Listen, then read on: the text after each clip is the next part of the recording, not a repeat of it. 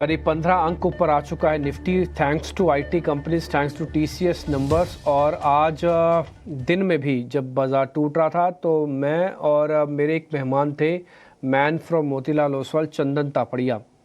हम दोनों का एक ही पॉइंट था कि भाई मार्केट क्यों टूट रहा है आज। आपको नंबर्स चाहिए थे ना, टीसीएस ले तो आया अच्छे नंबर्स, आपने दे तो दिया उसको अवार्ड 4% ऊपर खोल के।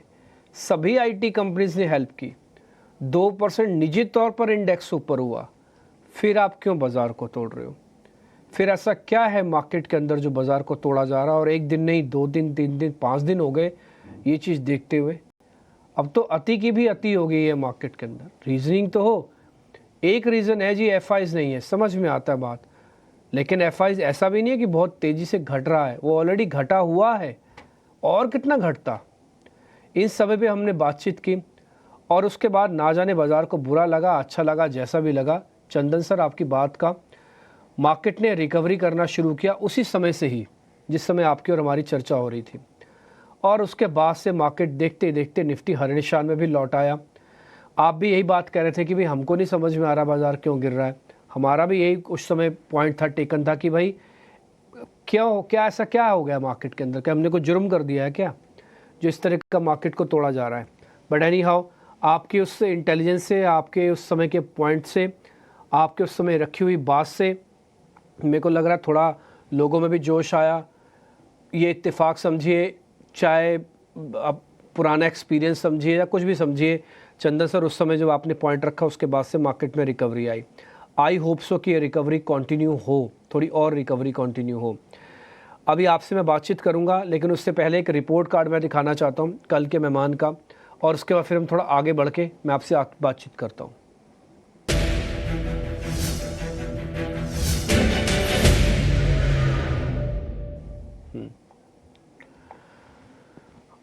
हमारे जो टीम मेंबर्स हैं वो काफ़ी मेहनत करते हैं इस चीज़ को लेकर, तो हमने थोड़ा रिपोर्ट कार्ड का लुक एंड फील भी चेंज किया है। आप देख पा रहे होंगे, अब आपको थोड़ा ज़्यादा अच्छे से क्लैरिटी के साथ दिखता होगा। सारे फॉन्ट साइज़ भी हमने बदले हैं, और आप एक चीज़ इसमें और भी नोटिस करेंगे कि जहाँ जहाँ भी आपका प्रॉफिट आया है वो ऑलरेडी ग्रीन होगा। तो हमने इसको एक कलर वाला पिक्चर भी दे दिया और आपको मोटा मोटी बात भी रखी है। देखिए, हमें खुशी भी है, हमें अच्छा भी लगता है इस चीज़ को दिखा के और बता के, और गर्व भी है, और इकलौता हम ही कर रहे हैं, ये तो आप जानते हैं ना। अच्छा, ये बात मैं सिर्फ बोल रहा हूँ ऐसा नहीं है। आपको अगर फिर भी यकीन ना हो रहा हो तो आप इसी समय किसी दूसरे चैनल पे चले जाइए, अभी जाइए 2-4 मिनट में, और आप देख के आइए कि वहाँ पे रिपोर्ट कार्ड दिखाते हैं किसी गेस्ट का। वो 12 बजे का छोड़ो, आगे पीछे भी कोई नहीं दिखाता, ठीक है ना। अब हमने क्या किया, इसको थोड़ा कलर फ्लेवरिंग कर दिया आपका। जहाँ पर बिल्कुल सपाट है वो ब्लू कलर की पट्टी दिखेगी, जहाँ पे हमारा एसएल कटे हुआ वो रेड हो जाएगा, और जहाँ पे हमारा गेंस है वो ग्रीन है। कल 6 शेयरों से ज़्यादा का डिस्कशन नहीं हुआ होगा, इंक्लूडिंग द पुट, तो उस पुट के अंदर भी बेनिफिट हुआ है आपको, फर्स्ट वाली प्लेट वापस से दिखाना, और दूसरे के अंदर भी बेनिफिट्स हैं। तो एट द वेरी लास्ट, भले मार्केट ऊपर जा रहा हो नीचे जा रहा हो, अगर आप इस कार्यक्रम के रेगुलर फॉलोअर हैं और सिर्फ पेपर ट्रेडिंग भी करेंगे, तो मैं आपसे ये बात कह सकता हूँ कि आप at the very last of the month, very last of the week, very last of the fortnight, यानी कि 15 दिन, आप नेट में अच्छा पैसा बना के निकलेंगे। तो इसलिए इस कार्यक्रम को मिस ना कीजिए, क्योंकि इस कार्यक्रम की 2 चीज़ें हैं, जान है। पहला, हमारे मेहमान जिनका इंटेलेक्चुअल लेवल बहुत ऊंचा है, वो आपको बहुत अच्छे से गाइड करते हैं, और दूसरी इस प्रोग्राम की जान है इंडिपेंडेंस, फ्रीडम, डेमोक्रेसी। पूरे राइट्स दिए हुए हैं कि भैया आप उस शेयर को गिरा दो, आप बिठा दो, ना हमें बुरा लगेगा ना बुरा लगे, किसी चीज़ की कोई दिक्कत है हमें, हम तो स्वैप भी करवा देते हैं।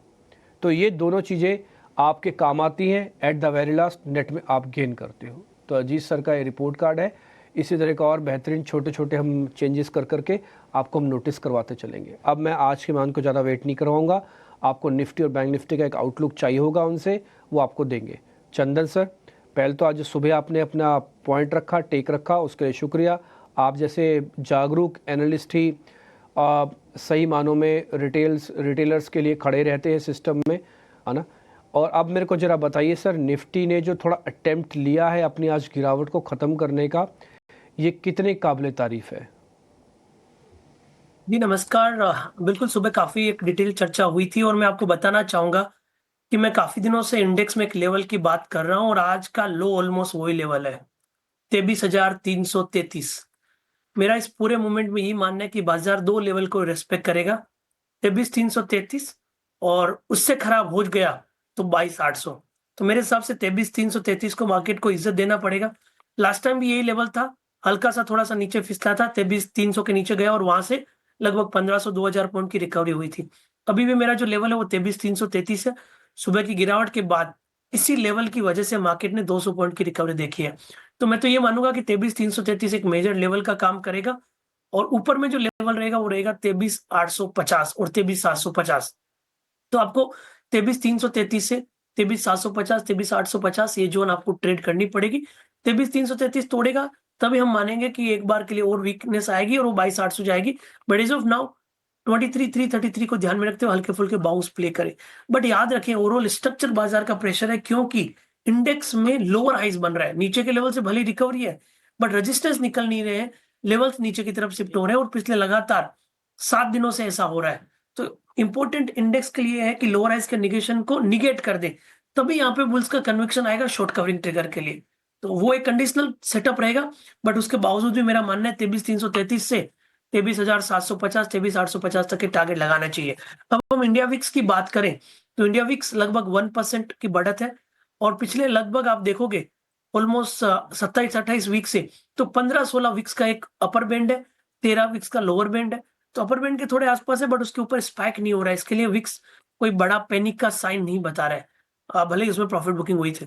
एक मेजर कंसर्न मेरा ये है कि बैंक निफ्टी थोड़ा अंडर परफॉर्म कर रहा है। तो निफ्टी को की लेवल ध्यान रखें, बट बैंक निफ्टी अभी भी थोड़ा-सा नेगेटिव सेंटीमेंट और नेगेटिव रुख बता रहा है। ठीक है, 2-3 पॉइंट्स आपने सर अच्छे से गाइड कर दिए। पहला, एक तो विक्स के ज़रिए बताया कि खतरा बहुत बड़ा नहीं है। अगर खतरा बहुत बड़ा होता तो विक्स 100% बढ़ता। विक्स तो 15 के नीचे आ गया वापस से। दूसरा पॉइंट बता रहे हैं ये 23,333 वाला नंबर, आपके नंबर काफ़ी यूनिक रहते हैं, मैं कई बार बोल चुका हूँ। चंदन का मतलब होता है कि यूनिक नंबर्स, तो यूनिक नंबर्स आपके लिए आप बताते हो हमेशा। एग्जैक्टली वहीं से आज फिर से रिवर्सल आया। मैं एक्सपेक्ट करता हूँ कि 750-800 तक का पुल बैक आ जाएगा। अभी हम जो ट्रेड कर रहे हैं 500 पे कर रहे हैं, 200 पॉइंट का पुल बैक अभी और ड्यू है। हमें चाहते भी हैं कि पुल बैक आ जाए, कुछ तो रिलीफ आए। लेकिन इस सारी बातों में जब आप अच्छी बातें बता रहे थे तो एक बात के लिए आपने सचेत भी किया कि अभी भी ट्रेंड नेगेटिव है। बहुत अच्छा होने के लिए कम से कम हमको ये 23,800-850 वाली रेंज को पूरी तरह से पार करके क्लोज करना होगा। तो मैं आपकी भाव और आपकी भावनाएं दोनों समझ गया। छोटे छोटे पुल बैक जब तक 23,333 अब नहीं टूटता, इसका इस्तेमाल कीजिए। और जब तक एक डिसाइसिवली हम 23,850-900 की रेंज को पार नहीं करते, तब तक कोई बड़े मूव के लिए ना तो उम्मीद जगाइए मन में, ना तो पैसों का इंतज़ाम कीजिए, ना ही अपने मन को समझाइए। ठीक है, बैंक निफ्टी का भी आपने बता दिया, थोड़ा डाउन है, थोड़ा ठीक हो जाए, हेल्दी हो जाए, फिर इसके बारे में भी चर्चा करेंगे। सर अब हम सीधा शेयर्स पर आते हैं। तो पहले लॉन्ग पोजीशंस में आपके सामने रखना चाहूँगा, फ्रेश लॉन्ग पोजीशंस, ताज़ा खरीदारी वाले शेयर्स लेके आइए स्क्रीन पर।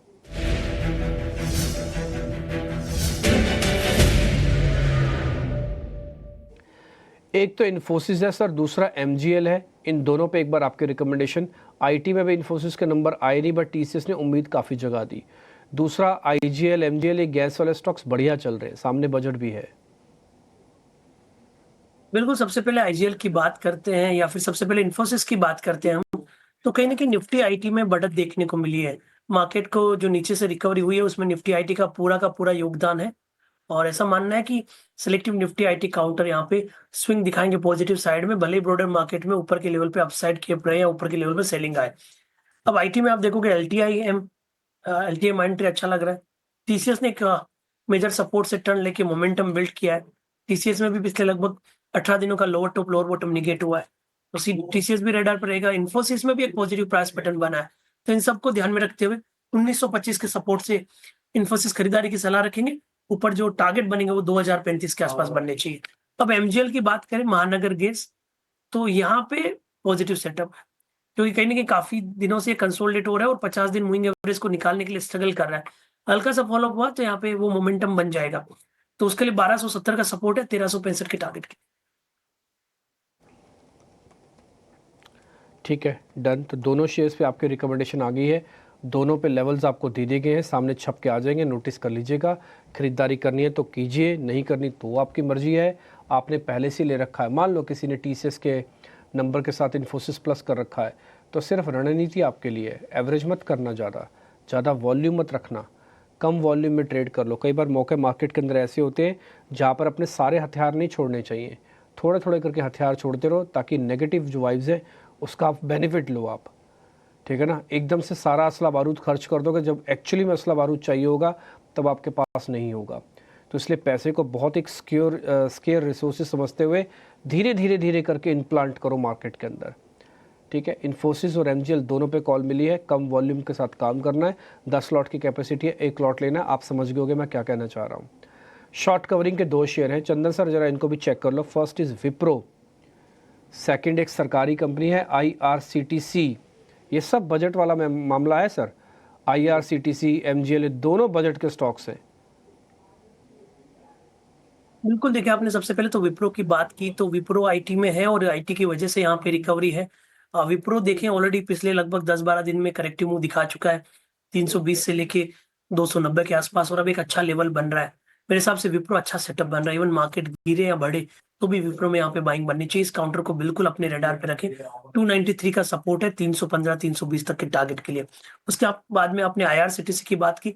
स्ट्रक्चर नेगेटिव है बट बॉटम बनने का प्रयास हो रहा है। पिछले लगातार 8 महीने से लोअर टॉप लोअर बॉटम बन रहा है, बट इस महीने थोड़ी स्टेबिलिटी आ रही है। तो बिटन डाउन नेम है, पूरा ट्रेंड रिवर्सल नहीं हुआ है but early sign of trend reversal है।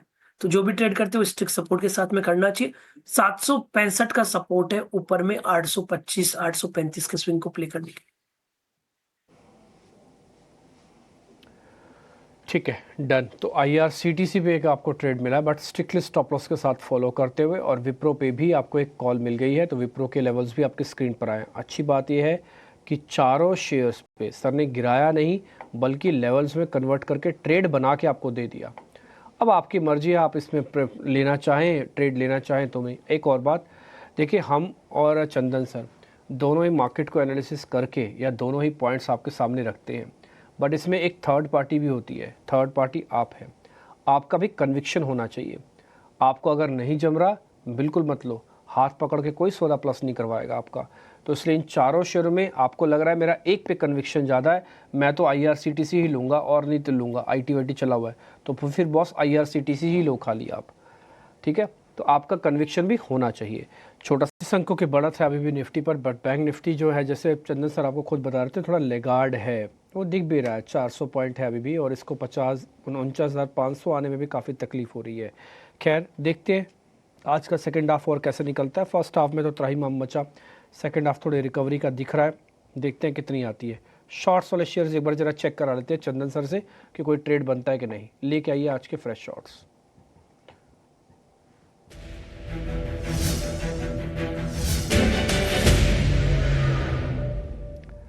ताज़ा बिकवाली में 2 शेयर्स हमने डाले हैं। First is REC, second is Aurobindo pharma. Chandan sir दोनों शेयर चेक कर लो। First is REC, second is Auro pharma.